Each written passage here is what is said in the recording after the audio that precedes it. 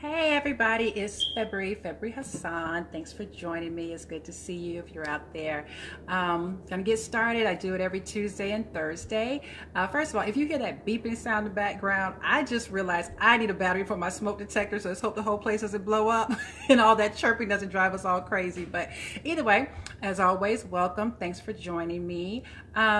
Today I want to talk about a few things, but I'll start with my usual spiel. I'm a relationship and personal development coach, and the premise behind all my work is that every relationship you're having is a reflection of the one that you're having with yourself, and relationships are just barometers that help us see our thinking and our belief patterns and the things that's really going on internally.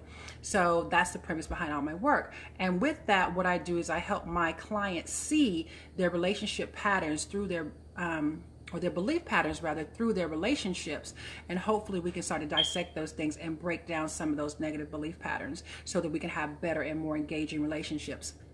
And as I always say to everyone, we're in a relationship with everything and everyone. There's nothing that we're not relating to. So I will talk about a gamut of things as it relates to relationships. Of course, I like to talk about the male-female dynamic, but I also like to talk about the same sex dynamic as friendships and so on and so forth, but we'll get into that another day.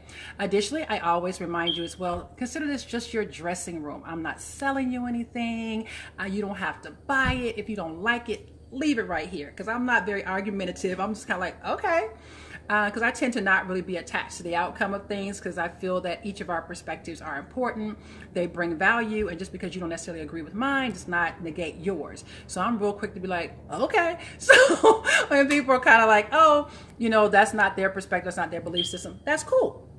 Entitled to believe whatever it is you want to believe. Again, I'm just sharing some things that have brought me some joy, some value, and a little slightly different perspective. So today, something that I really want to talk to you guys about is that very thing, perspective. And I don't know if you can kind of see the tagline at the bottom where I say it's never about them, it's about you, and it's never about you, it's about them. Oftentimes when we're in relationships with people, we're pointing fingers, and I used to say the one finger pointing at them, but it's three fingers pointing at you. We're really caught up in what someone did to us and how someone treated us unfairly, mistreated us, dogged us, treated us badly, whatever the case may be. We're really caught up and attached to, oftentimes, as I say, playing the victim. And you guys know I'm really big on not playing the victim. I'm really big on being empowered in everything that you do in every possible way. So one of the things I've noticed, though, is a lot of times where people are in relationships, again, this is any relationship, and it's oftentimes about what someone did to them. It's rarely about how they received or how they responded. And I try to really help people understand that no one's doing anything to you. And a lot of people have a really difficult time receiving that. I'm like, no one is doing anything to you. If it triggered you, if it caused a response in you, if it made you feel any kind of way, it's about you. It can make you feel joyful. Honestly, doesn't mean they were doing it on purpose for you. It's about you and your place in the world, and how you see things is what actually creates the reaction, that actually creates the feeling. Someone saying something unkind to you, if you perceive it as unkind, it's unkind. It doesn't have to necessarily be unkind. It's your perspective. Now I'll use something, just really bold. I've never been offended by the word nigger.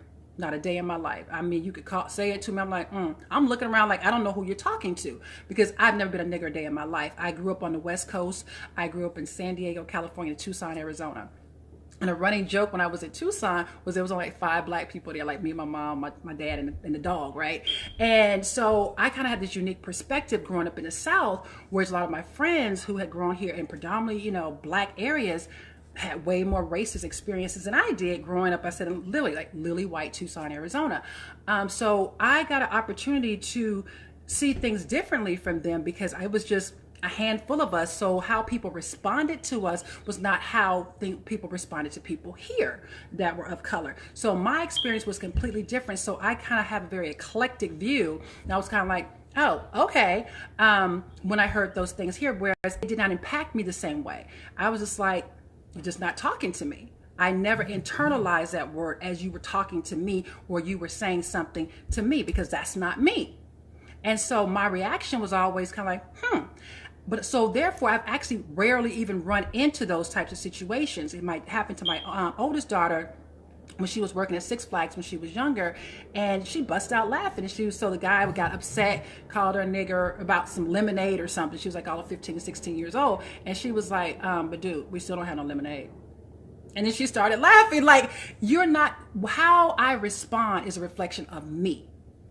How you respond is a reflection of you. What you say and what you do is a reflection on you. It's not a reflection on me. How you see me is based on your vantage point of the world. If I'm standing on a mountaintop, I have a much broader view than the person who's in the valley. And the likelihood a person's in the valley is already miserable, experiencing some type of strife. The person who's generally on the mountaintop has a greater view. They have a more abundant existence. So why in the world would I concern myself with people in the valley?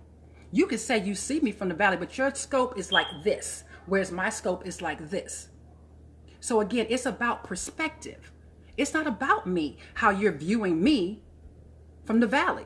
You way down here squinting your eyes trying to figure out what's going on up there, whereas I'm up here and I can see all of that because I'm living my best life while you're down here. So when people are insulting you or saying certain things, I'm like, yo, why are you being affected? Why are you being impacted? Because if you're being affected or impacted, it's about you. There's something there for you to look at. Why is this bothering me? Why am I feeling like my toes are stepped on? What's triggering me? And they could be triggering the hell out of you, truth be told. But it's your responsibility to find out why they're triggering you. It's not their responsibility to stop triggering you. That's on them. Remember, we're not talking about them because that's about them. Why they're jerks or why they like to trigger people or why they don't even know that they're triggering you. People that come out of the womb with us and we're so attached to, oh, you hurt my feelings. Dude, I don't even know you like that. Even when I know you like that.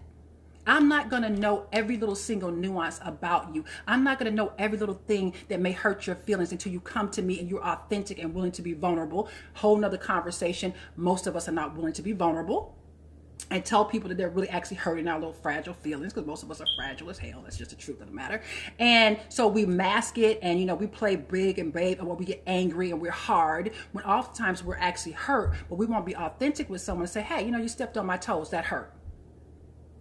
They could take it or leave it. Now, they may not even done it intentionally. Oh, man, I didn't even know I stepped on your toes. My bad.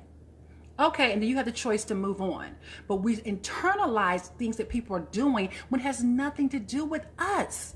They're just living their life, living their experience, and they're living out the belief systems that they have. They're living out the things that they've been told. They're living out their internal conversations.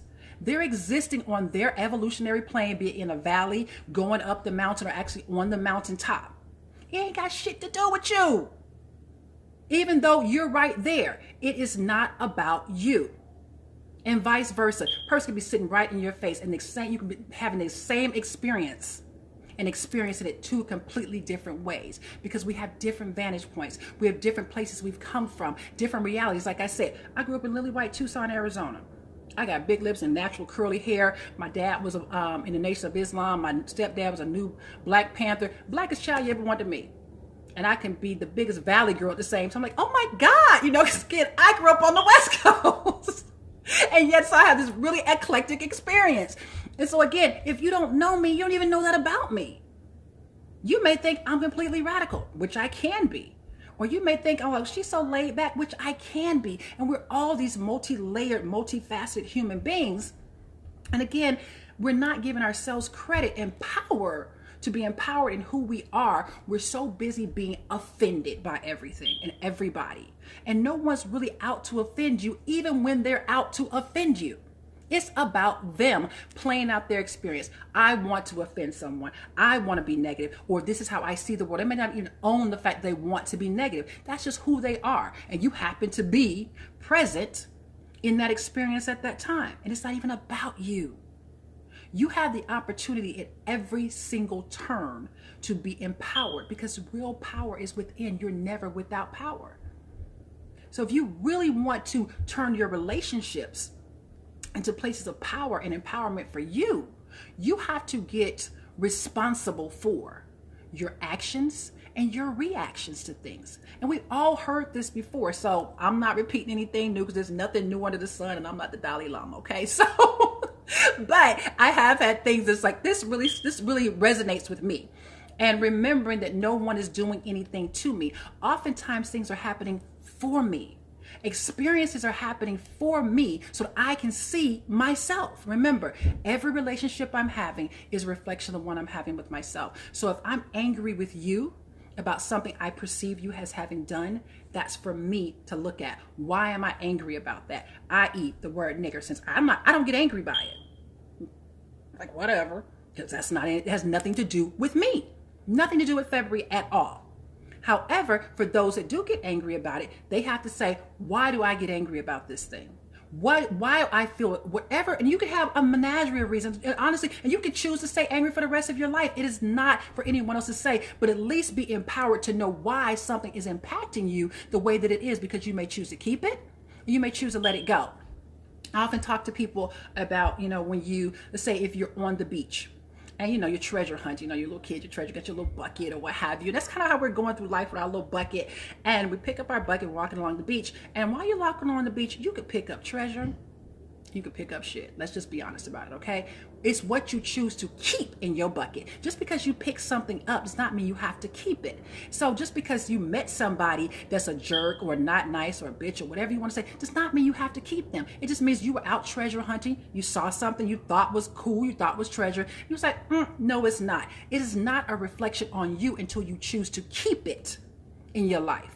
You choose to walk around with it and keep it in your bucket, which means keep it in your spirit, keep it in your energy. So people are going to come at you all types of ways, but it's what you choose to keep and what you choose to allow to impact you along your journey as you're walking around seeking your treasure in life. If someone is impacting you, again, be it a negative perception of yours or a positive perception of yours, it is for you to look at and say, why am I having this experience with this person?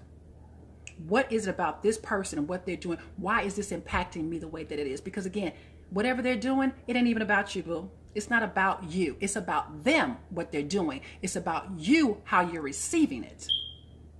So no one's out here to get you.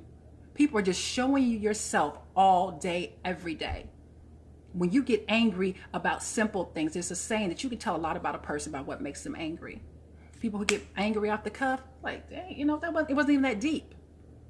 Why are you so impacted by such small things? And when you're impacted that way, it's important, or even by what you perceive as big things. And as they say, for the most part, most of it's small stuff anyway. Most things in life are really not even that deep. We're making them that deep based on our own internal belief systems and our own reactions to things that are going on around us that have absolutely nothing to do with us. So I'm keep trying to remind you, it's about you and it ain't about you all at the same time. You're just having these experiences so that you can create a level of contrast. And what I mean by that is, I was talking to a friend of mine, brother, he's by the fact, you guys will probably meet him really soon on another show. It's a psychologist, Dr. John, and we're always engaged in having these conversations. John's like 6'5", right? John's tall. I'm 5'10". Again, I'm tall.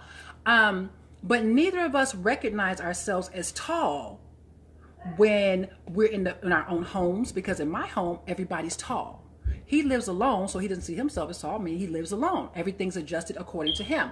We don't even perceive ourselves or see ourselves as tall until we're around people who aren't tall. So I say that to say, you can't even really see yourself until you're having a relationship with someone else and other people are bringing things out in you. And that is why it's so important to understand, again, it's not about them, it's about you, and it's not about you, it's about them. We're constantly just creating a contrasting relationship so that we can experience things. As we often say, you can't experience love until you don't know love. I don't know it's love until I don't know love. And it may sound crazy, but that's just the way the universe works. So you don't know you're going to have these reactions to things. So things come up for you. Again, I say things are happening for you, not to you. Things come up for you so that you can have an experience, so that you can perceive it a certain way, so that you can discern and, again, look at yourself and reflect so that you can grow into something even greater than you currently are. Because again, you don't know yourself until you have the opportunity to have the contrasting relationship that presents you to you. Again, I'm tall, and I'm not tall at my house.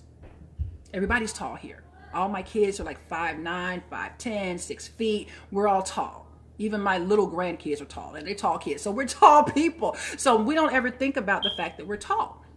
And true story, I had a girlfriend come over, and she's beautiful sister, very light complected, and we're extremely close. And my whole family was here. I have a huge family, extremely close, and everybody's dark. We're all chocolate, like we got melanin popping everywhere. And she walked in, and that's what she said. She was like, "Damn, the melanin is popping in here. Oh my God, your complexions are so beautiful. You guys, everybody's just so chocolate." And I was like, huh. When I tell you, I had never in my life thought about how chocolate we are. Like, until she said it, she saw the contrast. It wasn't an insult, or for her, it's a compliment. It was kind of like, to me, like, oh, I never thought about that. But, you know, when she saw the contrast, and then when I saw it, because again, I never perceived my family that way, because we're all highly melanated in chocolate.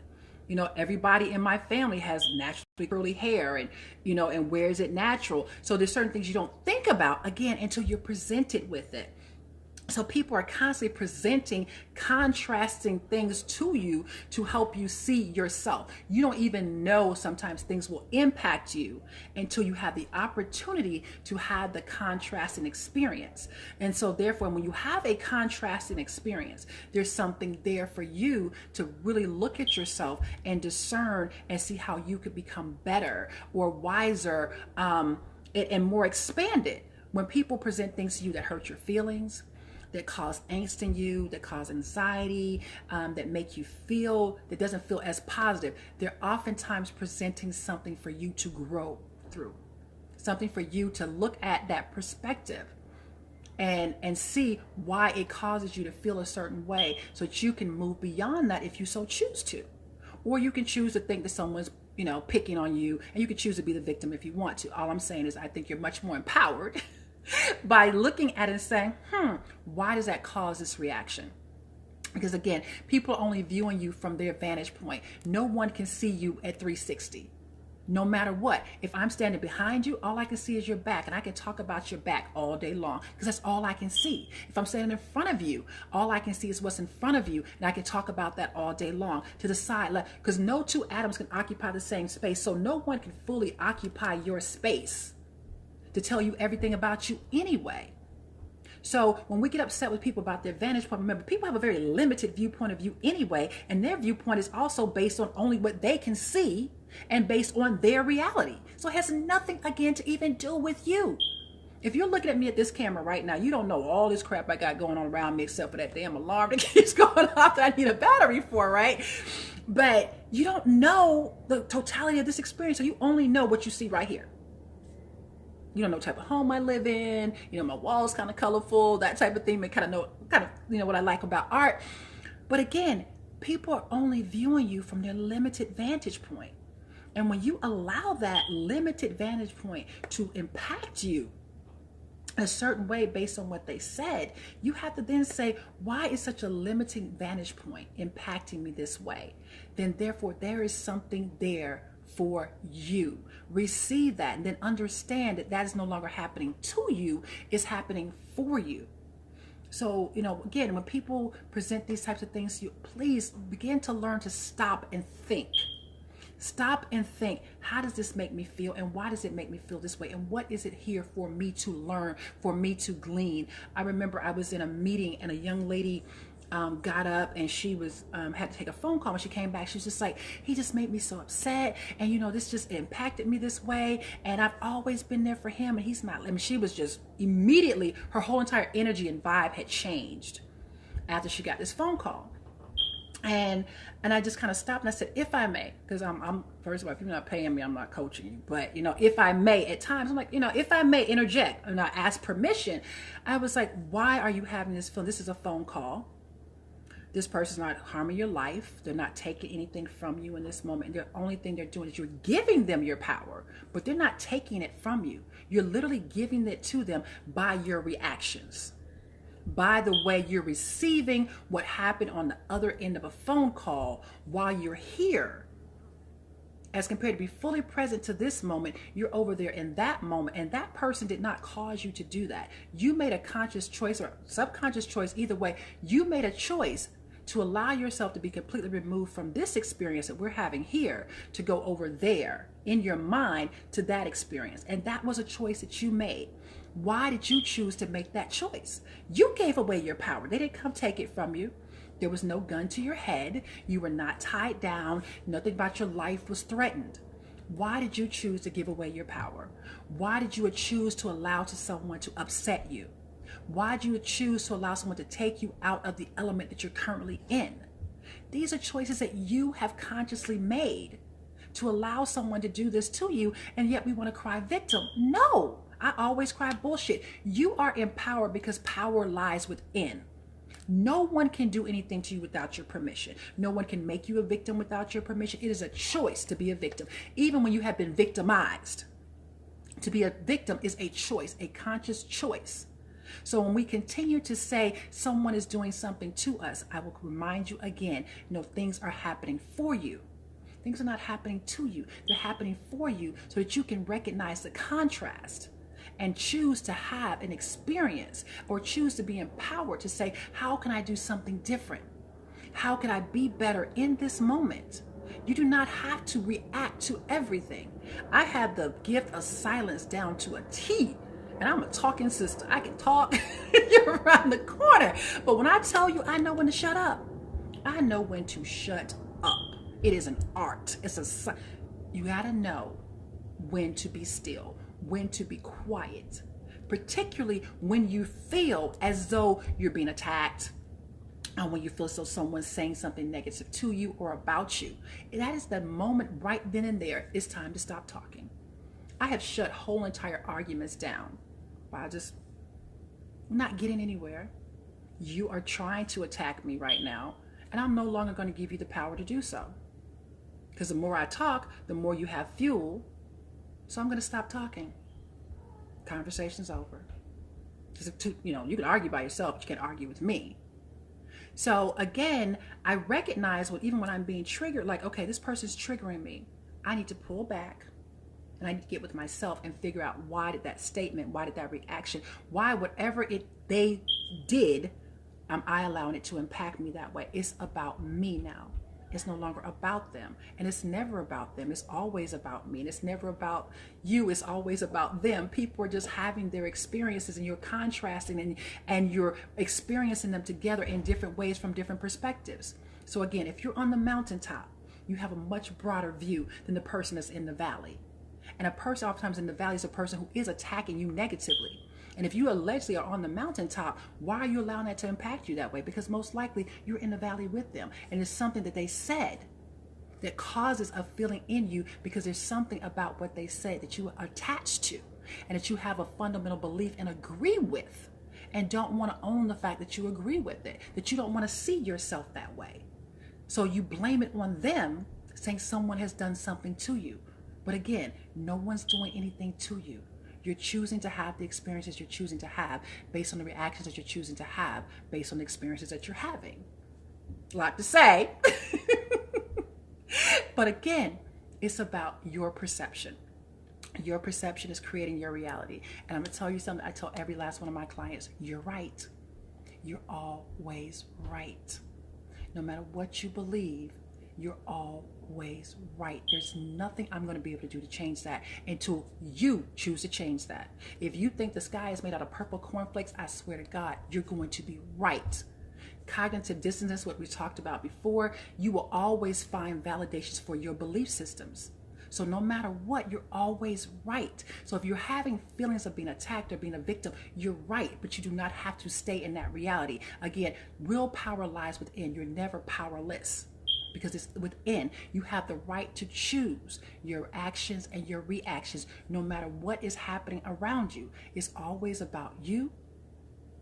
It's never about them. It's always about them, and it's never about you. Allow people to have their experiences. Allow yourself to have your experiences, and understand that you're going to continue to have these experiences as long as you're on the earthly plane, so that we can create this level of contrast, so that we can experience something else. It's just that simple. I know love because I know the absence thereof. I haven't experienced love all my life. I just didn't know that's what the hell it was, because I didn't know what it was, because there was nothing else to compare it to.